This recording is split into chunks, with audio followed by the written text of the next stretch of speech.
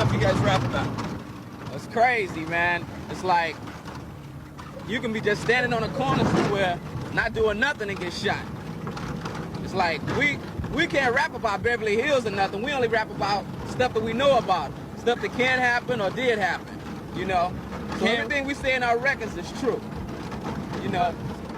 Embarking on a transformative journey in the realm of American rap, Eric Lynn Wright, widely recognized as Eazy E, emerged as a pivotal figure in shaping West Coast and gangsta rap.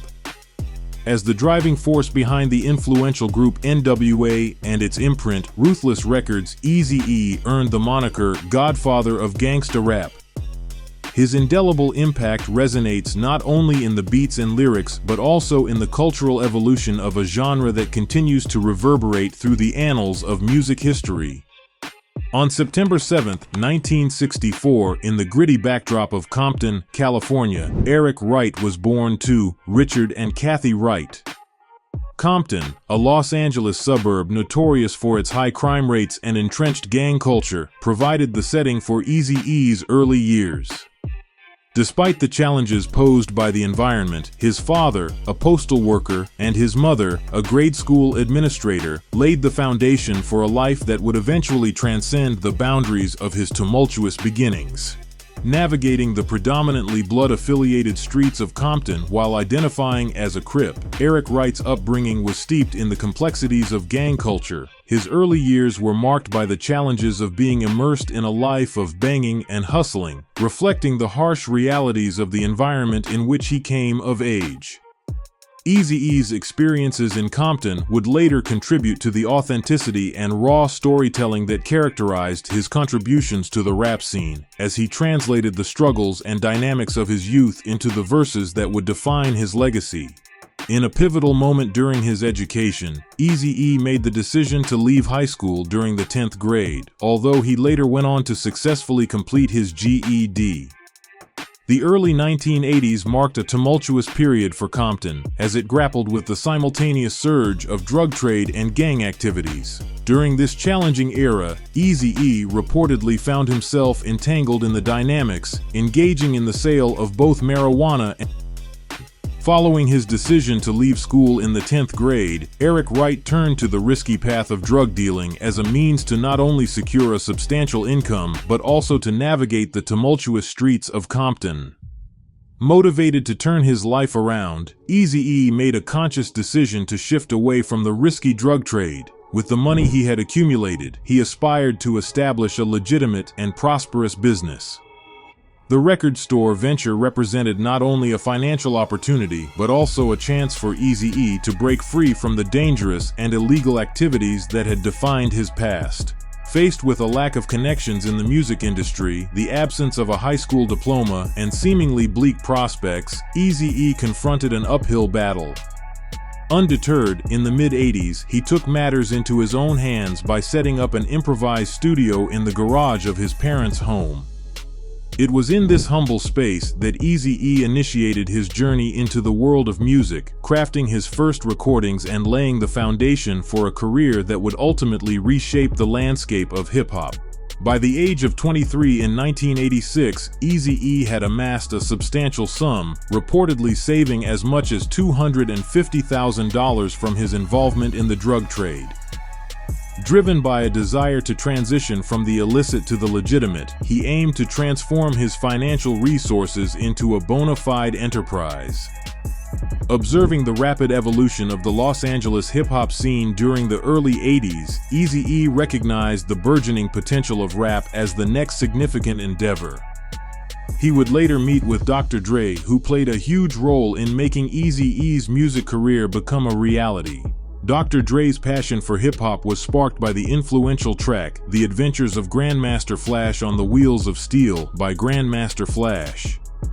This inspiration led him to immerse himself in the dynamic atmosphere of Eve's After Dark, a club where talented DJs and rappers showcased their skills live. Driven to contribute to this vibrant scene, Dre assumed the role of a DJ at the club, adopting the moniker Dr. J as a nod to his favorite basketball player, Julius Erving. It was amid the pulsating energy of Eve's After Dark that Dre's path intersected with an aspiring rapper named Antoine Carabie, who would later go on to become DJ Yella, forming a crucial connection in the evolution of hip-hop history. At Compton's Eve's After Dark Club, Eric Wright immersed himself in the electric atmosphere where Antoine DJ Yella Carabie and Andre Dr Dre Young regularly displayed their DJ prowess.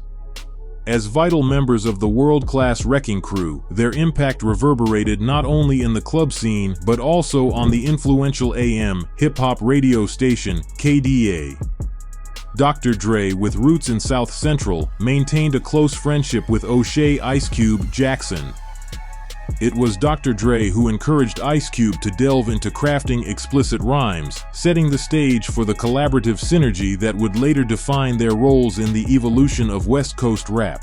Captivated by the talent and performances of Dr. Dre, DJ Yella, and IceCube, Eazy E harbored a strong desire to meet them.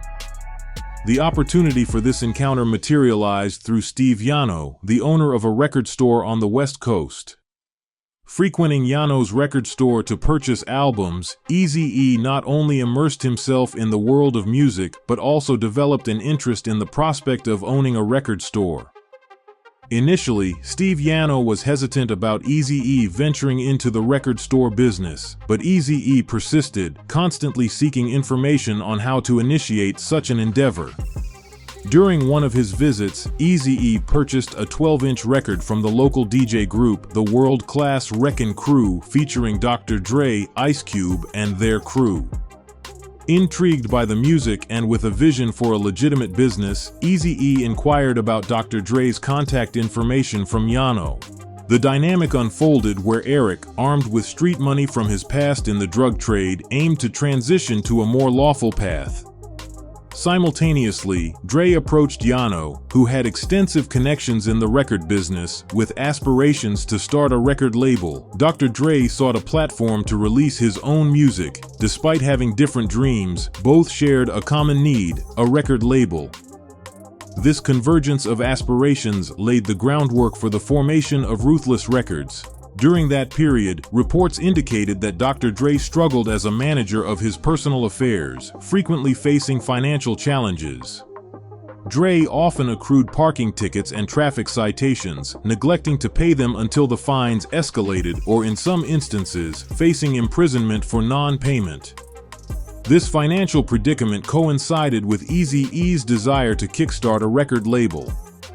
In a strategic arrangement, Eazy E agreed to bail Dre out of jail, and in return, Dre committed to producing records for Eazy's envisioned record company.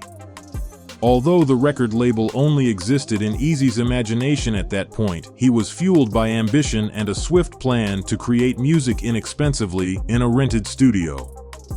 Macola Records played a crucial role by providing the necessary infrastructure for manufacturing and distributing the physical records, marking the beginning of what would later become Ruthless Records. Eric decided to go into the record business, not with a corner store like Yano, but with his own label, and Dre, Arabian Price, and DJ Yella was going to be on it in the future. Fueled by the vision of establishing his own record label, Ruthless Records diverged from the idea of a corner store, distinguishing his entrepreneurial path from Steve Yano. With aspirations of having Dr. Dre, Arabian Prince, and DJ Yella as future artists, Eazy E had the concept and the name, but was yet to secure artists for his label. Dr. Dre provided a tape from a New York rap duo named HBO, Homeboys Only, becoming the inaugural musical group signed to Ruthless Records. HBO consisted of George Stanley Jr., known as G, and Linwood Stanley, known as L, along with a third member, one of their friends. Eazy E, still known as Eric at the time, enlisted IceCube, who was hired through Dr. Dre, to write a song for HBO's recording. IceCube, not yet signed to Ruthless Records, was part of a group called Stereo Crew, later changing to CIA. Before this, Dre had produced an album for IceCube, Dre's cousin Jinx, and a third friend, Kid Disaster, under the group name CIA, Criminals in Action. These connections marked the early collaborations that laid the foundation for Ruthless Records' rise in the hip-hop scene. When crafting the song for HBO, IceCube drew inspiration from the style they had honed during their mixtapes with Dre for the world-class Wreckin' Crew. Cube's approach involved narrating the experiences and realities of the neighborhood he grew up in. However, a challenge arose as the members of HBO, being from the East Coast, struggled to grasp the West Coast context embedded in the lyrics. Ultimately, due to a desire for authenticity and originality, HBO chose not to perform the song, with a preliminary instrumental track laid down by Dr. Dre and aided by DJ Yella, who had shifted allegiance from Crew Cut Records to Ruthless. Along with Arabian Prince, HBO found themselves reviewing the lyrics still on paper. Unimpressed, they rejected the song and decided to walk out. In the absence of IceCube to initiate the recording, Dr. Dre and DJ Yella encouraged Eazy E to take the reins and rap the song himself. Seated in the studio, Eazy E, guided by Dre and Yella, recorded the lines of the song Boys in the Hood line by line over 2 days to ensure precise timing with each bar. Eazy E then took the recording to Macola, where it underwent pressing. Steve Yano commenced selling the 12-inch singles at the swap meet, marking the grassroots beginnings of what would later become the iconic Boys in the Hood and the inception of Eazy E's burgeoning career in the rap scene. Ruthless Records officially launched its operations with an initial investment of $7,000 from Eazy E's personal funds, coupled with the pressing of 5,000 copies of his single Boys in the Hood. Characterized by Eazy E's distinctive high-pitched voice, Boys quickly gained traction, selling over 500,000 copies in South Central LA, according to label records. Eazy E reportedly enlisted friends and individuals looking to make some extra money to distribute the records to neighborhood stores. Additionally, they distributed cassette copies to young leaders in local projects. Following the success of Boys in the Hood, Eazy E convinced Dr. Dre, DJ Yella, Arabian Prince, IceCube, and later Mac Ren to collaborate under the moniker N.W.A. In this informal collective, Dre and Yella handled the beats, Cube contributed lyrics, while Arabian Prince, Cube, and Eazy E provided the vocals. This collaborative approach allowed the members to pursue individual projects while coming together to create groundbreaking records for Ruthless. On March 3, 1987, Eazy E's path crossed with Eric Heller in the offices of Macola Records, a hub where artists pressed their home-recorded material and often sold their recordings from the trunks of their cars. At that time, Heller was assisting Alonzo Williams in managing world-class Wreckin' Crew, a group featuring Dr. Dre, DJ Yella, and a rap collective called CIA, which included IceCube. Alonzo Williams, however, harbored reservations towards Eazy E, believing that Eazy was attempting to draw Dr. Dre away from him. To facilitate a meeting, Lonzo Williams arranged for Heller to connect with Lorenzo Patterson, the future MC Ren, who accompanied Eazy E. The meeting required Eazy E to pay $750 to meet Heller's music manager. Eazy seized the opportunity to showcase Boys in the Hood, his debut single. Heller, impressed by what he heard, marked a significant moment in the trajectory of Eazy E and N.W.A.'s journey. Eric Heller was an experienced music manager. He commenced his career working with rock bands in the 1960s, and he had notable representation experience with artists such as Marvin Gaye, Pink Floyd, Journey, Styx, REO Speedwagon, and Van Morrison. Upon meeting Eazy E, Heller swiftly made the decision to enter into a partnership with him for Ruthless Records. Although Eazy initially suggested a half-ownership arrangement, it was later agreed that he would hold 80% of the company's income, while Heller would have a 20% share. Heller asserted in interviews that he invested the initial $250,000 and eventually contributed up to $1 million to the company. In return for his financial support, he received a 20% share of Ruthless Records' profits. Despite the ownership distribution, the day-to-day operations and decision-making within the business remained solely under Eazy E's purview. This arrangement marked a pivotal chapter in the evolution of Ruthless Records and the shaping of the West Coast rap scene. In 1987, N.W.A. released their first compilation album titled N.W.A. and The Posse, which reached number 39 on Billboard magazine's top R&B hip-hop albums chart. This compilation album served as a showcase for underground rap songs from the Los Angeles area's burgeoning rap scene. Comprising 11 tracks, 6 of which featured then N.W.A. members, Eazy E, Dr. Dre, IceCube, and Arabian Prince, N.W.A. and The Posse provided a snapshot of the group's early work. While MC Ren and DJ Yella had not officially joined N.W.A. at the time, MC Ren made an appearance on the cover photograph. Arabian Prince eventually left the group to pursue a solo career. Eazy E recruited Lorenzo Patterson, who adopted the name MC Ren, and Trey Curry, a Texas rapper known as the DOC, as replacements. One track is of Microphone Mike, later called Micah 9, along with Rappenstein, a traveling faction of the DJ crew World-Class Wreckin' Crew, whose core had yielded N.W.A.'s Dr. Dre and DJ Yella. 4 tracks on the N.W.A. and The Posse album are attributed to the Fila Fresh Crew, a rap group that included Doc T, who later renamed himself the DOC. Dr. Dre discovered the Fila Fresh Crew in Texas, where he was invited to perform at a nightclub by his DJ friend, Dr. Rock, coincidentally the same venue where the Fila Fresh Crew was also performing. The World-Class Wreckin' Crew, led by Grandmaster Lonzo and featuring Dr. Dre and DJ Yella, were originally signed to Lonzo's label, Crew Cut Records, a sub-label of Macola Records, the primary distributor of rap records in the region. Eazy E's single Boys in the Hood proved to be a success, prompting Eazy to request an N.W.A. EP distributed by Macola. The EP, comprised of 5 songs, featured Eazy and Cube on Dope Man, Eazy on 8 Ball, and Arabian Prince's production on Panic Zone, solidifying their early contributions to the West Coast rap scene.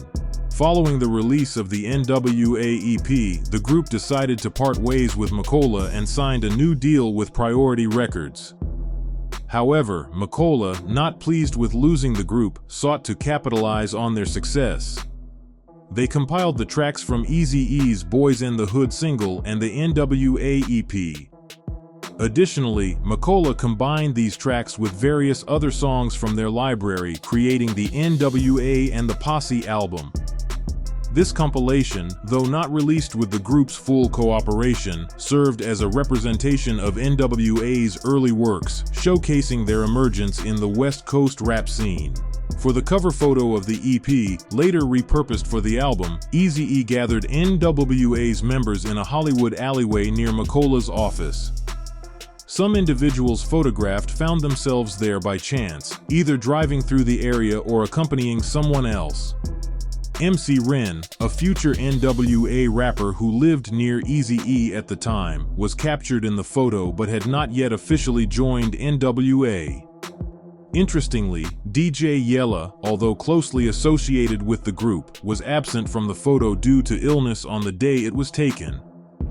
It's worth noting that Yella wasn't actively involved in the group at the time the picture was taken and the EP was released. He joined later in the same year, shortly before MC Ren, after N.W.A. had signed with Priority Records. When N.W.A. signed with Priority, they became the label's second signed act, the other being the California Raisins.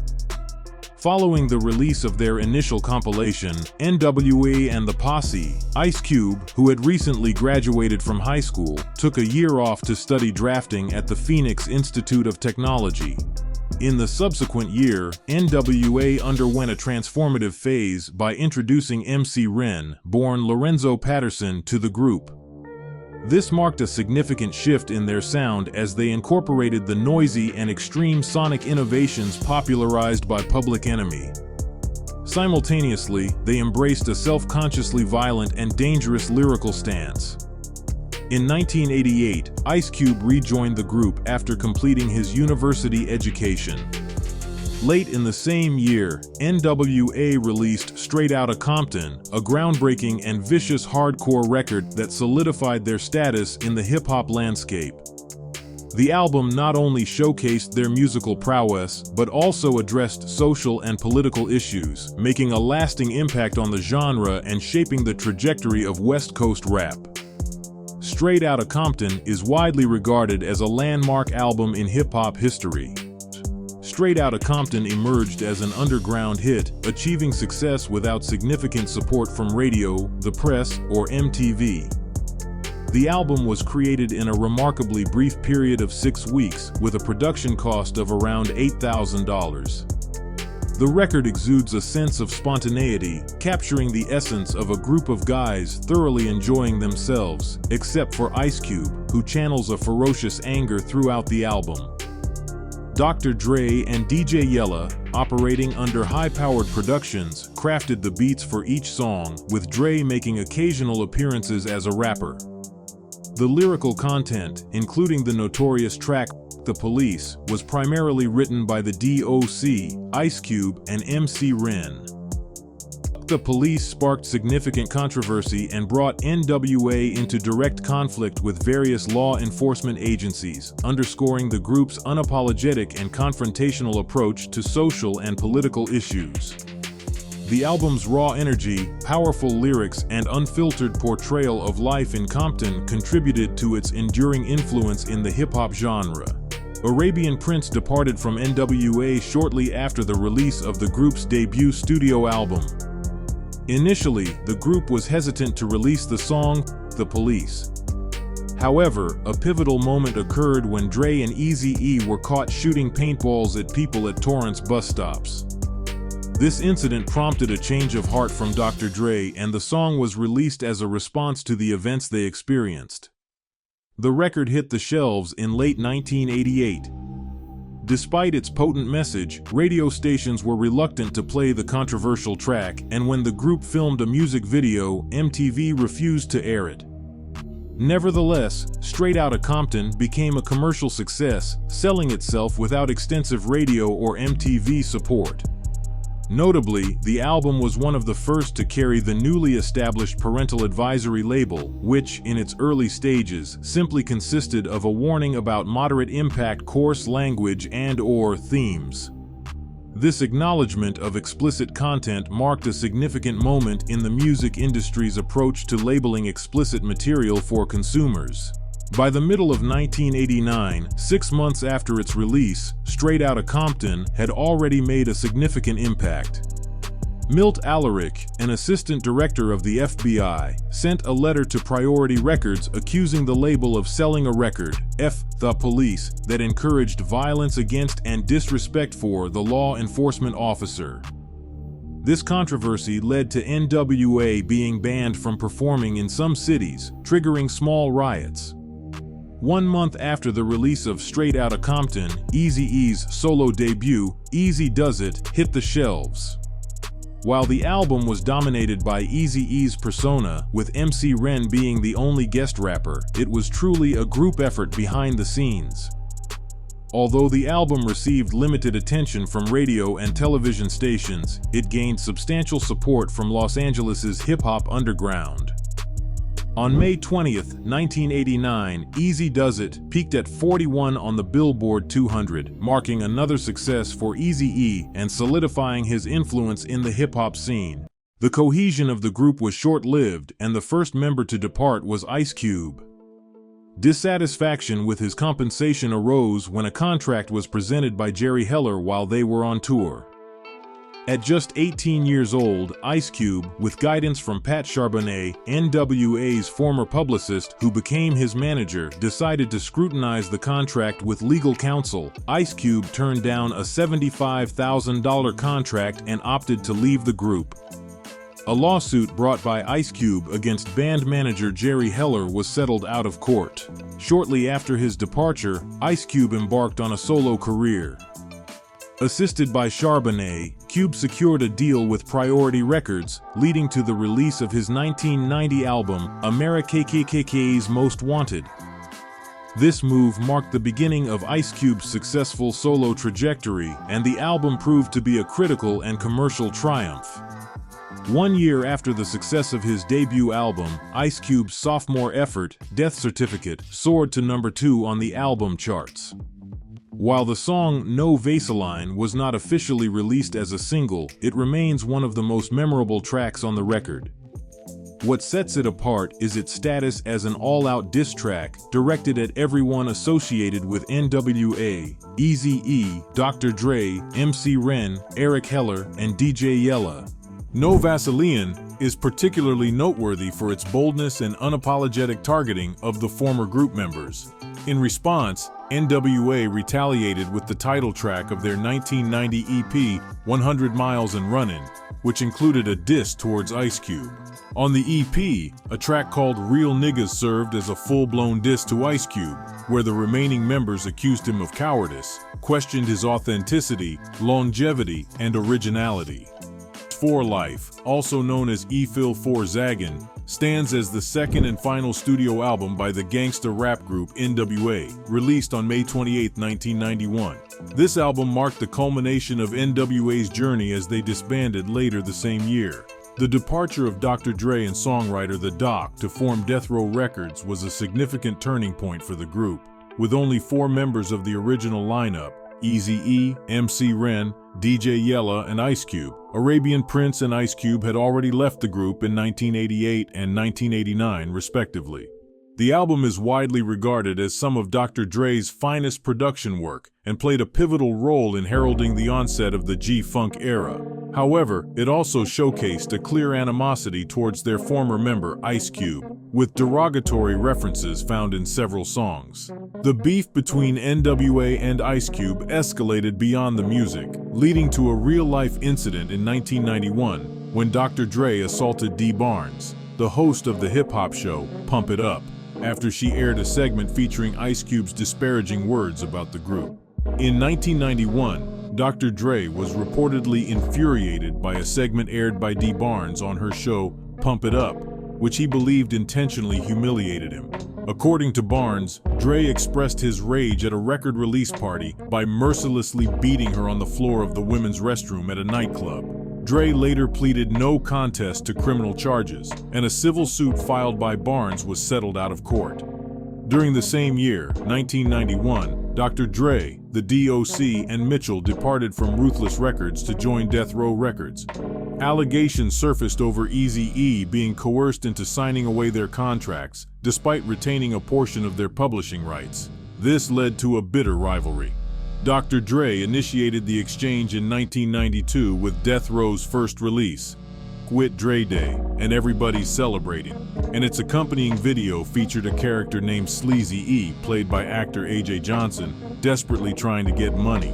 The insults continued on Dr. Dre's album, The Chronic, with the track "This Ain't Shit." In response, Eazy E released the EP It's On, Dr. Dre, 187 Killa in 1993, featuring the tracks Real G's and It's On as part of the ongoing feud. Despite facing challenges and the departure of key members, Eazy E continued to expand Ruthless Records by signing over 30 artists from the late 80s to the early 90s. Notable signings included hip-hop's first major white female rapper, Tyree B, and Will 1X and the Atban Clan. Will 1X later changed his name to will.i.am, and along with Applediap, Taboo, and Fergie, went on to form the Black Eyed Peas. Singer Makilo Toussaint, who was the ex-wife of both Dr. Dre and Suge Knight, was also originally signed to Ruthless Records. Bone Thugs-n-Harmony, another significant addition to Ruthless in the early 90s, achieved overwhelming success with their debut EP, Creepin' On, Ah Come Up, in 1994. Eazy-E's ability to continue discovering and nurturing talent demonstrated his resilience in the face of adversity and his commitment to the growth of Ruthless Records. On February 24, 1995, Eazy-E was admitted to Cedars-Sinai Medical Center in Los Angeles due to a severe cough. Following medical examinations, he was diagnosed with HIV/AIDS. Eazy-E publicly disclosed his illness in a statement on March 16, 1995. It is believed that he contracted the infection from a sexual partner. By the week of March 20th, having already reconciled with IceCube, he penned a final message to his fans. Tragically, On March 26, 1995, Eazy E succumbed to AIDS-induced pneumonia just 1 month after receiving his diagnosis. Following his death, Ruthless Records was taken over by his wife. According to Jerry Heller, Eazy E fathered 11 children with 8 different women, leaving behind a complex legacy in both his personal and professional life.